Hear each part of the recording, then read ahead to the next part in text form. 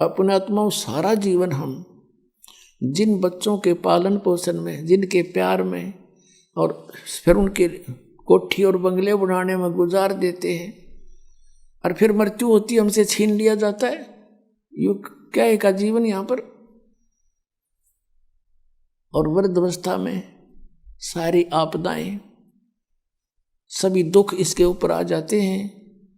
दांत रहे ना, आंखों से दिखे नहीं, कानों से बहरा हो जा, गोडे काम करे नहीं, और अस्थि पिंजर शेष रह जाता है, अंतिम सांस गिनता रहता है कब मौत आएगी।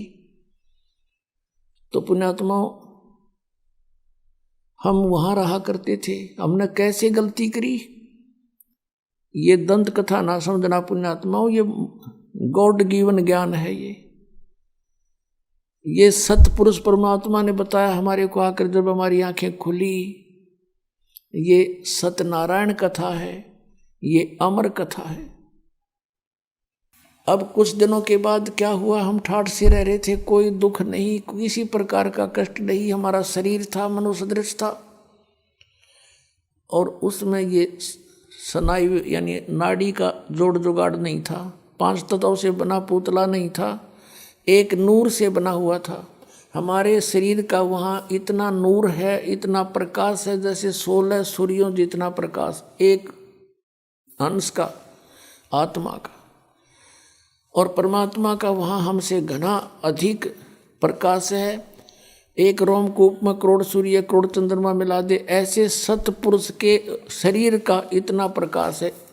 एक रोमकूप में करोड़ सूर्य करोड़ चंद्रमा से अधिक रोशनी है, वो इतना समर्थ है।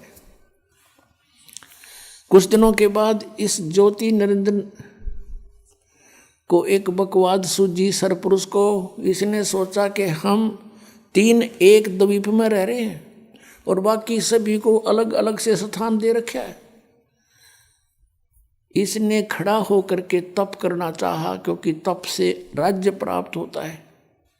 जब इसने 70 युग तक तप कर लिया, परमेश्वर ने पूछा कि भी क्या चाहता है ज्योति निरंजन। सत्य पुरुष कबीर साहब ने पूछा, तू क्या चाहता है सरपुरुष। तब इसने कहा कि प्रभु ये स्थान मेरे लिए कम है पिताजी, कुछ अलग स्थान चाहिए। परमेश्वर कबीर देव जी ने इसको 21 ब्रह्मांड दे दिए वहीं सतलोक में। जैसे एक धनी पिता अपने पुत्र को 21 प्लाट बांट दे के लिए, ये तेरे हिस्से के होंगे। ये उन प्लाटों में सैर सपट्टे करे, कभी उसने देखा कभी उसने देखा, बड़ा खुश हुआ। फिर इसने सोचा इसमें कुछ कंस्ट्रक्शन भी होनी चाहिए। इसने 70 युग तक फिर तप किया। फिर परमात्मा ने पूछा, बोल भाई क्या मांगता है तू। जो मांगा था तुझे दे दिया। इसने कहा पिताजी कुछ कंस्ट्रक्शन मटेरियल और दे दो, कुछ मैं रचना रचूं वो सामग्री दे दो। तब परमात्मा ने इसको 5 तत्व और 3 गुण दे दिए अगले पुत्र खेल खिलौनों से।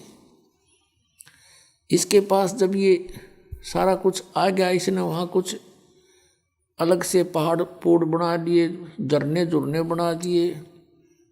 तो उसमें इसने सोचा कंस्ट्रक्शन भी हो जाएगी, लेकिन फिर अकेले का दिल नहीं लगेगा 21 प्लाटों में, मेरे साथ कुछ आत्मा भी हो। इसने ये सोचकर फिर खड़ा हो गया। और जब ये तपस्या कर रहा था, हमने कहाँ मार खाई है पुण्यात्माओं, ये सत्कर मान लेना। ये कोई डूम बाट के गीत नहीं है कि वो किसी की प्रशंसा के लिए गा रखे हों, ये परमात्मा ने आकर बता रखे हैं। जब ये तपस्या कर रहा था, हम जितनी आत्मा इसके 21 ब्रह्मांड में यहाँ कष्ट पा रहे हैं, ये सभी कीड़ी मकोड़ी हाथी, जंगल के प्राणी, जल के प्राणी, वायु के प्राणी, या राजा से लेकर रंग देवता ब्रह्मा विष्णु महेश दुर्गा, ये सभी हम इसकी उस अदा पर आसक्त हो गए। एक पैर पर खड़ा, ओए हो इतने दिन से कभी उस पैर को रख ले उस पर खड़ा हो जाता है, और ऐसे करबद्ध खड़ा है एक टांग पर। हम इस पर आसक्त हो गए, अपने मालिक से, अपने पिता से मन हटा लिया और इस पर आसक्त हो गए। और इतने आसक्त हो गए कि परमात्मा ने बार बार कहा कि भी किसी की क्रिया की तरफ ध्यान नहीं देना चाहिए, तुम मस्त रहो बच्चों, मत देखो इसकी क्रिया को। लेकिन हम ऊपर से तो सावधान हो गए और अंदर से वो कसक गई नहीं। अब वो तो अंतर्यामी थे। इसने तीसरी बार जब तप किया, 64 योग कर चुका ये, तब परमात्मा ने पूछा कि भी जो तूने मांगा था वो मैंने दे दिया, अब तू क्यों डरे ढो रहा है, अब क्या चाहता है। तब इसने कहा पिताजी मुझे कुछ आत्मा दे दो, मुझे कुछ हंस दे दो, मेरा दिल नहीं लगता। तब इसने कहा भाई तेरा दिल लाग रहा था, 3 जने बैठे थे, तो ना आप बकवाद भाई, और बात सुन ले, और मांग ले, तेना कुछ प्लाट मांगने हो को ब्रह्मांड तना और बना के दे दूंगा, पर ये आत्मा नहीं दे सकता, ये मेरे अंश हैं, मेरे अंदर से निकले हैं, मेरे बच्चे हैं। अपने आत्माओं, इन बहन बेटियों को पूछकर देखना, जब जो बच्चा जन्म लेता है, बेटा या बेटी, इनको कितना प्यारा लगता है। चाहे किसाई बांगा बोला हो, लूला लंगड़ा हो, काना हो, गूंगा हो, बहरा हो, सीने के लगाए रखते हैं, इतना प्रिय होता है इनको। और उस परमात्मा से हमारा जन्म हुआ है, उनके शरीर से हम बाहर आए हैं, तरीका दूसरा है, प्यार उतना ही है, तो उसको हमसे कितना प्यार है। तो उसमें परमेश्वर ने कहा कि देख भाई बात सुन, ये मेरी आत्मा नहीं दे सकता तुझे किसी भी कीमत पे, किसी भी जप से, तप से, किसी क्रिया से, ये तुझे नहीं मिलेंगी, और मांगते न जो मांगना। फिर परमात्मा को मालूम तो था कि हम बिगड़ चुके हैं।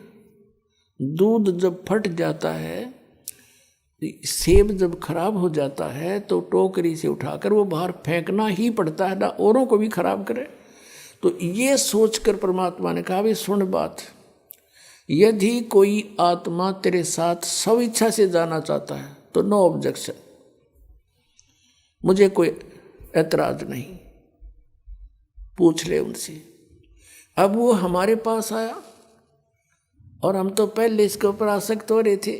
जैसे पुण्यात्माओं, आज हमारे अंदर यही प्रेरणा है और यही जो कि तू ये प्रवृत्ति हमारी आज है। जैसे कोई हीरो या हीरोइन, अभिनेता या अभिनेत्री, वो अपने पेट के लिए, अपने धन कमाने के लिए चटक मटक करते हैं, वो तो कमावे धन, और ये युवा बालक उनके ऊपर आसक्त हो जाए, इन्हों कहे ये मेरा फेवरेट हीरो है, ये मेरी फेवरेट हीरोइन है, और उन्हें टींडा मिल रहा कोई नहीं, उनसे कुछ लेना एक ने देने दो, बेमतलब बकवाद करे।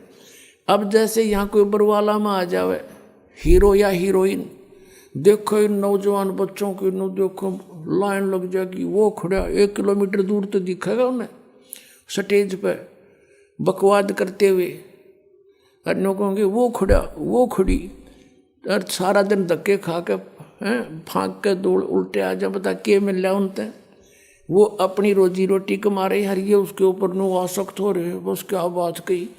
तो ये बुराई हमारे वहाँ से लगी थी। हमने अपने पिता को भुला दिया जो सारे सुख दे रहा था, कोई कष्ट नहीं था, और हम इसने चाहने लगे नकली को। हम ये सोच लो अपने मालिक से उल्टे हट गए, अपने पति से, हम पति भर्ता पद से गिर गए और हमने यूं खत्म कर लिया ज्योत निरंजन, हम इसको चाहने लगे। तब परमात्मा ने कहा ठीक है भाई जा तू पूछ ले उनसे। ये हमारे पास आया, हम तो पहले ही चा चढ़ रहा था इसका। इसने कहा कि मैंने पिताजी से ऐसे ऐसे 21 ब्रह्मांड लिए हैं और मटेरियल ले लिया है, वो ये बनाऊंगा, ऐसे ऐसे झरने रचूंगा, बाग बगीचे लगाऊंगा, तुम चलोगे हमारे साथ। हम तो तैयार थे, हमने कहा यदि पिताजी आज्ञा दे देंगे तो हम तैयार हैं। ज्योति निरंजन हमारे पिताजी के पास गए, सतपुरुष के पास गए, पिताजी कुछ आत्माएं मेरे साथ चलने को तैयार हैं।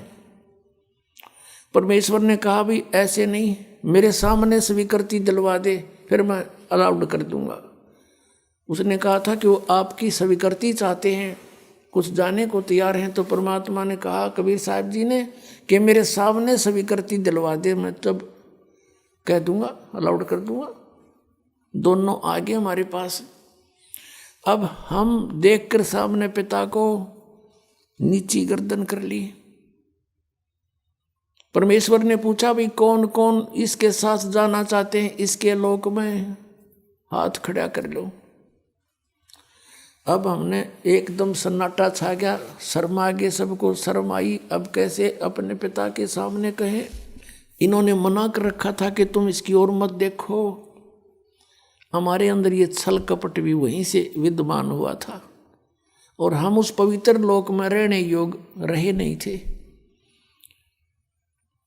तब परमात्मा ने कहा भी बोलते क्यों नहीं तुम? ज्योति निरंजन तू तो कह रहा था कि कुछ तैयार है, तो कोई बोलता ही नहीं। तब हमने सोची कदे बात बिगड़ जा और हम यहीं रह जाएं।